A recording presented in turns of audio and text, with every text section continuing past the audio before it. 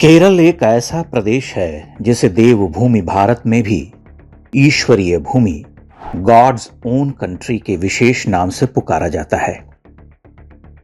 पहले पहल इसे किसने इस नाम से पुकारा था यह ज्ञात नहीं है, परंतु जहां तक अनुमान है कि भगवान परशुराम द्वारा समुद्र से छीनकर केरल को बसाने के कारण ही इसे यह उपाधि मिली होगी, परंतु यह अनुमान ही है।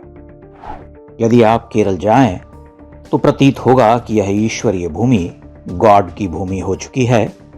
यह ईश्वरीय भूमि न रहकर अब केवल गॉड्स ओन कंट्री रह गई है। जैसे आप शेष भारत में हर एक चौक चौराहे पर हनुमान जी, शंकर जी आदि के मंदिर देखते रहते हैं, डीह बाबा, बरम बाबा या अन्य कई स्थानीय देवी देवताओं के ठान या पिंडी देखते हैं, छोटे छोटे देवल बने देखते हैं जो कि हमारा आवश्यक लैंडमार्क होता है, वैसा आपको केरल में भी मिलेगा। लेकिन वो ठान, पिंडी, देवल और मंदिर का ईसाई स्वरूप होगा। बड़े ठाठ से आप जानते हैं, कहते हैं कि चौराहे पर हनुमान जी के मंदिर से बाएं घूम जाना। केरल में आपको कहना पड़ेगा कि चौराहे पर रोमन चर्च से दाएं हो जाना, सीरियन चर्च से उल्टे हाथ को मुड़ जाना, एंग्लिकन चर्च के सामने से बाएं हो लेना या चैपल रोड के बगल में आ जाना। पूरी बसावट के परिदृश्य में चर्च के अलावा कुछ नहीं दिखता। उत्तर केरल के वायनाड एवं सुल्तान बाजार आदि के इलाके में यदि घूमना हो तो इन चर्चों का स्थान मस्जिद ले लेता है। केरल में प्रसिद्ध है कि 3 धर्मों का क्षेत्र लगभग बटा हुआ है। उत्तर केरल का अलेपी, वायनाड का इलाका मुसलमान प्रधान है, मध्य कोट्टयम के चारों ओर ईसाई भरे पड़े हैं और दक्षिणी केरल यानी तिरुवनंतपुरम का क्षेत्र हिंदुओं का है। लेकिन वास्तविकता बहुत अलग है। मुसलमान के इलाके में यदि आप एक भी मंदिर पा गए तो आप भाग्यशाली हैं। ईसाई इलाके में मंदिर तो मिलेंगे, लेकिन जिमी दसनन महजीब बिचारी जैसी स्थिति में। वहां मंदिर बस खड़ा होता है निरीह स्थिति में। 2-4-10 परिवार आते रहते हैं। त्रिशूर में इतने चर्च हैं जितने बनारस में मंदिर नहीं होंगे शायद। त्रिशूर शहर से बाहर निकलते ही आसपास का क्षेत्र भी चर्च से आक्रांत है। आसपास की बसावट में प्रत्येक 3 या 4 घर के बाद एक छोटा सा चर्च है, प्रत्येक 10 घर के बाद एक बड़ा सा चर्च। अतिरपल्ली जाने के मार्ग में वन प्रदेश है।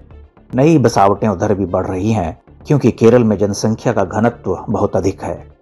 इन नवीन बसावटों के क्षेत्र में अनगिनत चर्च बने हैं।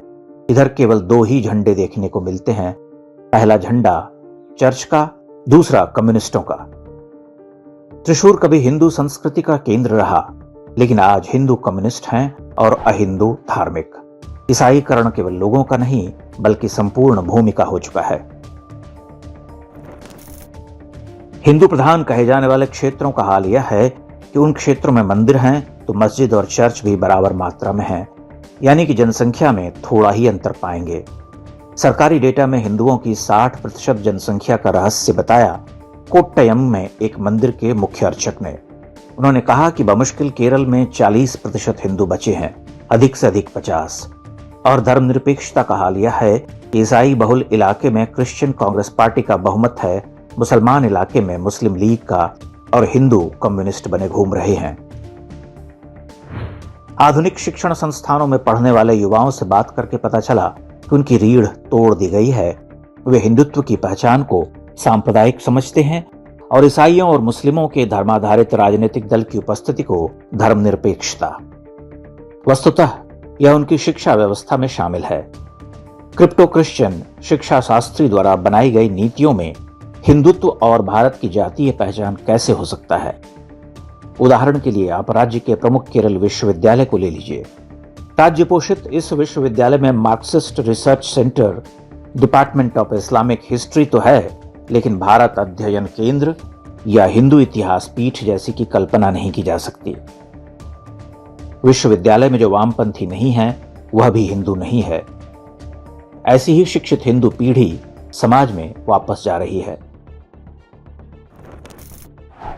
यह केवल केरल की स्थिति नहीं बल्कि कमोबेश संपूर्ण दक्षिण भारत की है। तमिलनाडु केरल के ही रास्ते पर है। स्टालिन की सरकार एक ही उद्देश्य के साथ काम कर रही है और वह उद्देश्य है तमिलनाडु की हिंदू अस्मिता को नष्ट कर देना। चेन्नई जो पहले मंदिरों का शहर प्रतीत होता था, अब नए नए चर्चों से आक्रांत है। पुराने मंदिरों के पास अतिक्रमण की घटनाएं आम हो चुकी हैं। उनका नियंत्रण हिंदू विरोधी सरकार के पास है। तिरुपति में क्या हुआ यह किसी से छिपा हुआ नहीं है। दक्षिण भारत गंभीर संकट से गुजर रहा, विशेषकर केरल जैसे राज्य बर्बादी की ओर बढ़ रहे। और विडंबना यह कि अधिकांश केरल वासियों को अपने साक्षर और पढ़े लिखे सेक्युलर होने का ऐसा दर्प है कि वे इन अतिक्रमणों और धर्मांतरणों को देखकर भी नहीं देखते। वे मानते हैं कि वे जो देख रहे वही अंतिम सत्य है।